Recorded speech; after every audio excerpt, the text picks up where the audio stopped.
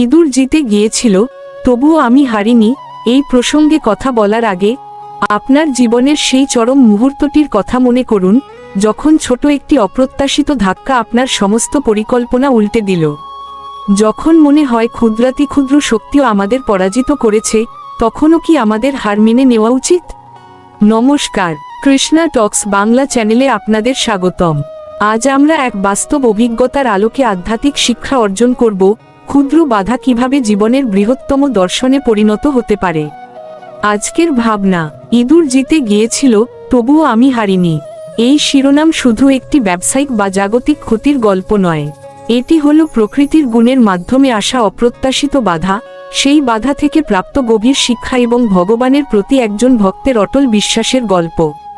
1. বাস্তব অভিজ্ঞতার উপলব্ধি, অর্থনৈতিক ধাক্কা। আমি আমার ব্যবসার পাশাপাশি একটি নতুন উদ্যোগ শুরু করেছিলাম, খাদ্য সামগ্রীর ব্যবসা। একজন নতুন উদ্যোক্তা হিসেবে এটি ছিল আমার কাছে এক বিরাট চ্যালেঞ্জ। যথেষ্ট সময় এবং কঠোর পরিশ্রমের পরেও প্রথম দিকে ইনকাম কম থাকায় কর্মচারী রাখা সম্ভব ছিল না। কিন্তু সেখানেই লুকিয়ে ছিল প্রকৃতির এক অপ্রত্যাশিত পরীক্ষা। হঠাৎ একদিন আমি দেখলাম, ইঁদুর নামের সেই ক্ষুদ্র প্রাণীটি আমার সমস্ত পরিকল্পনাকে ধূলিসাৎ করে দিচ্ছে। চাল, ডাল, মুড়ি, বিস্কুট, চিনি, দামি লবণের প্যাকেট, এমনকি নারকেল এবং সয়াবিন তেলের বোতল পর্যন্ত কেটে নষ্ট করে দিল। একজন নতুন ব্যবসায়ীর জন্য এই ক্ষতি ছিল চরম মানসিক আঘাত। আমার মনে হয়েছিল, এত বড় অর্থনৈতিক ধাক্কা সামলানো অসম্ভব। আমি ব্যবসাটা গুটিয়ে নিতে বাধ্য হলাম। এটাই হলো সেই চরম সত্যের মুখোমুখি হওয়া, ইঁদুর জিতে গিয়েছিল, আর আমি আমার লক্ষ্যের রাস্তা থেকে সরে এলাম।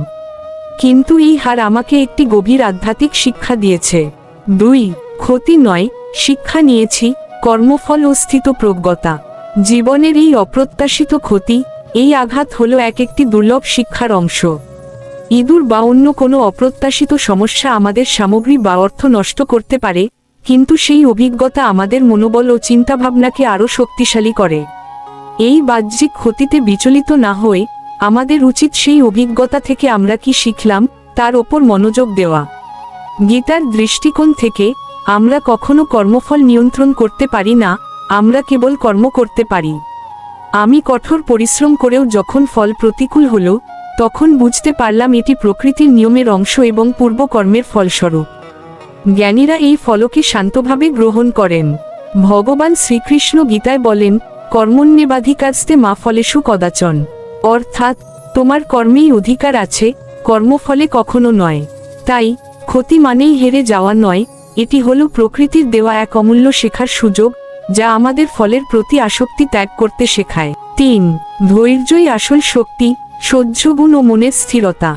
যখন এমন কঠিন পরিস্থিতিতে একজন মানুষ ব্যবসা থেকে মন গুটিয়ে নিয়ে অন্যদিকে বাঁচার চেষ্টা করে, তখন ধৈর্য ধরে থাকাটাই হলো প্রধান আধ্যাত্মিক শক্তি। গীতায় স্থিতপ্রজ্ঞের বৈশিষ্ট্যে বলা হয়েছে, যে সুখ দুঃখে সমান থাকে, তাকেই স্থিরবুদ্ধি বলা যায়। জীবনের বড় বড় দুঃখ বা ছোট ছোট ইঁদুরের ক্ষতি, সবকিছুতেই মনের স্থিরতা বজায় রাখা জরুরি। শ্রীমদ্ভাগবতমে বলা হয়েছে, দুঃখ কষ্ট আসে ভগবানের ইচ্ছায়। চরম বিপর্যয়ও আমাদের কর্তব্য হলো তার ওপর ভরসা রাখা। এই ধৈর্যই সেই ভরসাকে অক্ষুণ্ণ রাখে এবং প্রমাণ করে যে আমাদের আত্মা জাগতিক লাভ ক্ষতির ঊর্ধ্বে অবস্থিত। 4. সঠিক দৃষ্টিভঙ্গি বজায় রাখা, মায়া ও অনাস্তি। সমস্যা আমাদের মানসিকভাবে প্রভাবিত করতে পারে, মনকে চঞ্চল করতে পারে। কিন্তু যখন আমরা ভগবানের দৃষ্টিকোণ থেকে দেখি যে সব ঘটনা মায়ার প্রভাবে ঘটছে এবং আমাদের উন্নতির জন্যই ঘটছে, তখন মন শান্ত হয়।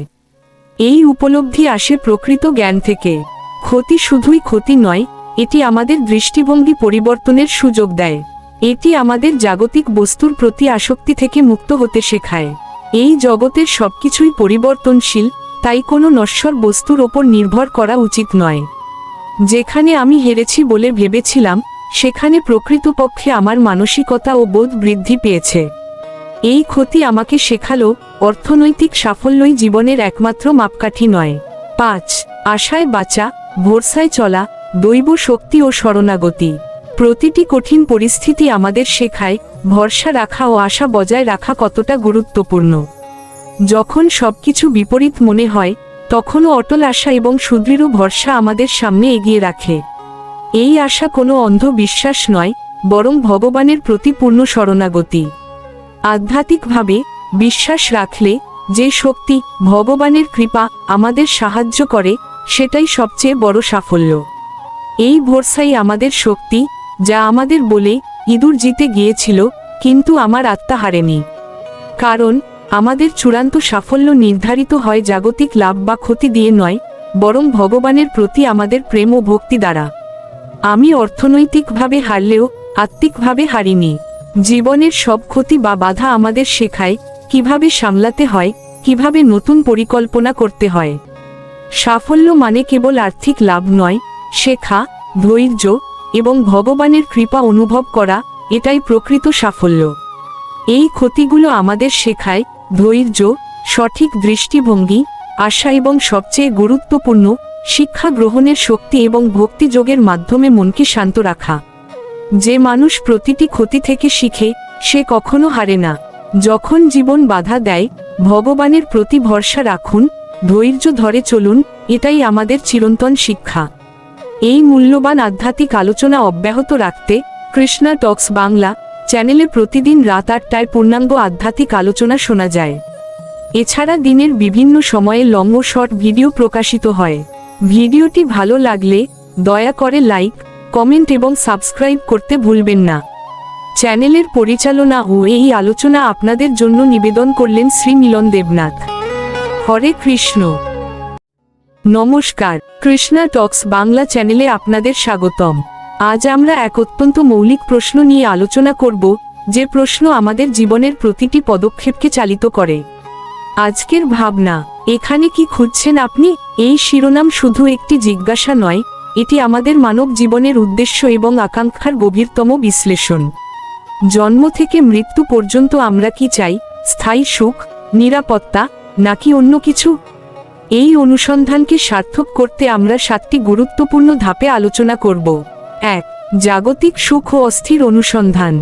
জীবনের শুরুতেই আমাদের অনুসন্ধান শুরু হয় সুখের জন্য। কিন্তু এই সুখের উৎস আমরা কোথায় খুঁজি? জগৎ সংসারে, যেখানে সবকিছুই ক্ষণস্থায়ী। আমরা মনে করি নতুন সম্পত্তি, উচ্চ পদ বা আরও বেশি অর্থই শান্তি এনে দেবে। শ্রীমদ্ভগবদ্গীতায় বলা হয়েছে, নাস্তি বুদ্ধে রযুক্তস্য ন চাযুক্তস্য ভাবনা, ন চাভাবত শান্তির্শান্তরুত সুখম। গীতা 2য় অধ্যায়ের 66 নং শ্লোক। অর্থাৎ, যাহার বুদ্ধি অসংযত, তাহার আত্মজ্ঞান হয় না এবং সেই কারণে তাহার শান্তি লাভ হয় না। শান্তি ব্যতীত সুখ কোথায়? এই শ্লোক আমাদের শেখায় যে, যদি আমাদের মন ও বুদ্ধি ভগবানের প্রতি স্থির না হয়, তবে আমরা যত বাহ্যিক সুখই অর্জন করি না কেন, তা অস্থির এবং অস্থায়ী। জাগতিক অনুসন্ধান কেবল আরও বেশি অস্থিরতাই এনে দেয়। 2. মায়ার আবরণে ঢাকা সত্য। আমরা যা খুঁজছি তা আমাদের চোখের সামনেই আছে, কিন্তু আমরা মায়ার ভ্রান্তির আবরণে ঢাকা পড়ে ভুল পথে অনুসন্ধান করি। অর্থ, খ্যাতি, ক্ষমতা, এগুলি ক্ষণিকের ছায়া মাত্র। আমরা এই দেহকে আমি ভেবে দেহের চাহিদা মেটাতে জীবন অতিবাহিত করে দিই। শ্রীমদ্ভাগবতম বলা হয়েছে, নুনম প্রমত্ত কুরুতে বিকর্ম, যোদ ইন্দ্রিয়প্রীত আপৃণতি। ভাগবতম 5 অধ্যায় 5 স্কন্ধ এর 5 নং শ্লোক। অর্থাৎ, মানব জীবন লাভ করেও যে ব্যক্তি কেবল ইন্দ্রিয় সুখের জন্য উন্মত্ত হয়ে কর্ম করে, সে অবশ্যই পাপ কর্মে লিপ্ত হয়। ইন্দ্রিয়ের সুখ অর্থাৎ জাগতিক বস্তুতে আমরা সুখ খুঁজতে থাকি, যা আমাদের কেবল কর্মের বন্ধনেই বেঁধে ফেলে। আসল সত্য হল, আমরা আনন্দময় আত্মা, আনন্দ বাইরে থেকে আসে না। 3. মনের স্থিরতা। সঠিক জিনিসটি খুঁজে পাওয়ার প্রথম ধাপ হল মনকে স্থির করা। আমরা সারাক্ষণ বিক্ষিপ্ত চিন্তা ও চঞ্চল মনের শিকার। মন স্থির না হলে আমরা কখনোই বুঝতে পারব না যে আমাদের আসল অনুসন্ধানটি কোথায়। গীতা এই প্রসঙ্গে মনকে ধীরে ধীরে স্থির করার পরামর্শ দেয়। শনৈ শনৈ রূপার্মেদ বুদ্ধা ধৃতি গৃহীতযা, আত্মসংস্থং মন কৃতা ন কিঞ্চিদপি চিন্তেত। গীতা 6ষ্ঠ অধ্যায়ের 25 নং শ্লোক। অর্থাৎ, ধৈর্যশীল বুদ্ধি দ্বারা ধীরে ধীরে সে উপশান্ত হবে। আত্মায় মনকে স্থির করিয়া আর কিছু চিন্তা করিবে না। আমরা কি খুঁজছি তা মনকে স্থির না করে বোঝা অসম্ভব। এই স্থিরতাই আমাদের অন্তরের দিকে চালিত করে। 4. আকাঙ্ক্ষা কেন অসম্পূর্ণ? মানুষের প্রতিটি আকাঙ্ক্ষা অসম্পূর্ণ থাকার কারণ হলো আমরা নিজেদেরকে ভুলভাবে সংজ্ঞায়িত করি। আমরা মনে করি আমি কর্তা, তাই আমার ইচ্ছামতো ফল পেতেই হবে। কিন্তু এই জগতে সবকিছুই প্রকৃতির গুণের দ্বারা পরিচালিত। ভগবান শ্রীকৃষ্ণ বলেন, অহংকার বিমূঢ়াত্মা কর্তাহং ইতি মন্যতে। গীতা 18তম অধ্যায়ের 59 নং শ্লোক। অর্থাৎ যাহার মন অহংকারে বিমূঢ়, সে মনে করে যে আমিই কর্তা। এই আমিই কর্তা বা আমিই ভোক্তা, এই ভুল ধারণা আমাদের সব অনুসন্ধানকে অসম্পূর্ণ করে দেয়। আমরা যা খুঁজছি তা ফল নয়, বরং কর্তব্য। 5. প্রেম ও ভক্তি চিরন্তন আকাঙ্ক্ষা। যদি জাগতিক সুখ, ক্ষমতা বা অর্থ আমাদের চূড়ান্ত লক্ষ্য না হয়, তবে আমরা আসলে কি খুঁজছি? আমরা খুঁজছি এমন একটি সম্পর্ক যা চিরন্তন এবং শর্তহীন। সেটাই হলো ভগবানের সঙ্গে প্রেমময় সম্পর্ক বা ভক্তি। শ্রীমদ্ভাগবতম এই বিষয়ে চূড়ান্ত ঘোষণা করে, সবই পুংসাং পর ধর্ম যত ভক্তির অধক্ষোজে অহৈতুক্য প্রতিহতা যাজাত্তা সুপ্রসিদতি। ভাগবতম 1ম অধ্যায় 2য় স্কন্দ এর 6 নং শ্লোক। অর্থাৎ যে ভক্তি অধক্ষজ শ্রীকৃষ্ণে লাভ হয়, সেই অহৈতুকী ও অপ্রতিরোধ্য ভক্তি সমস্ত জীবের শ্রেষ্ঠ ধর্ম। এই ভক্তি দ্বারাই আত্মা সম্পূর্ণরূপে প্রসন্ন হয়। এই শ্লোক স্পষ্টভাবে জানায় আমরা যা খুঁজছি তা হল নিষ্কামী ভক্তি, যা আত্মাকে প্রকৃত শান্তি দিতে পারে। 6. সেবাই হলো খোঁজার পদ্ধতি। আমরা যা খুঁজছি আনন্দ ও পূর্ণতা, তা পাওয়ার পদ্ধতি কি? সেটি হলো সেবার মনোভাব। কর্মফল বা ফলের প্রতি আসক্তি ত্যাগ করে ভগবানের সেবার উদ্দেশ্যে কর্ম করা। ভগবান শ্রীকৃষ্ণ উপদেশ দেন, যত করসি যো দশনাসি যত জুহসি দোদাসি যত যত তপস্যসি কৌন্তেয় তত কুরুষ মদর্পণম। গীতা 9ম অধ্যায়ের 27 নং শ্লোক। অর্থাৎ হে কৌন্তেয়, তুমি যাহা কিছু করো, যাহা কিছু ভোজন করো, যাহা কিছু হোম করো, যাহা কিছু দান করো এবং যে তপস্যাই করো না কেন, সেই সমস্তই আমাতে অর্পণ করো। আমরা যা কিছু করছি তা যদি ভগবানের সেবায় পরিণত হয়, তবে আমাদের অনুসন্ধান সফল হয়। 7. আনন্দময় উত্তর, আপনি কৃষ্ণকেই খুঁজছেন। অতএব এখানে কি খুঁজছেন আপনি? এই প্রশ্নের চূড়ান্ত উত্তর হল, আপনি আসলে আপনার আদি উৎস, পরম আনন্দ, শ্রীকৃষ্ণকে খুঁজছেন। জাগতিক প্রচেষ্টাগুলি সেই চূড়ান্ত লক্ষ্যেরই বিকৃত প্রতিফলন মাত্র। গীতা এবং ভাগবতের বাণী আমাদের শেখায়, স্থায়ী সুখ লাভ হয় তখনই যখন আমরা জাগতিক অনুসন্ধান ত্যাগ করে ভক্তির পথে আত্ম অনুসন্ধান শুরু করি। এই মূল্যবান আধ্যাত্মিক আলোচনা অব্যাহত রাখতে কৃষ্ণা টক্স বাংলা চ্যানেলে প্রতিদিন রাত 8টায় পূর্ণাঙ্গ আধ্যাত্মিক আলোচনা শোনা যায়। এছাড়া দিনের বিভিন্ন সময়ে লং ও শর্ট ভিডিও প্রকাশিত হয়। ভিডিওটি ভালো লাগলে দয়া করে লাইক, কমেন্ট এবং সাবস্ক্রাইব করতে ভুলবেন না। চ্যানেলের পরিচালনা ও এই আলোচনা আপনাদের জন্য নিবেদন করলেন শ্রী মিলন দেবনাথ। হরে কৃষ্ণ।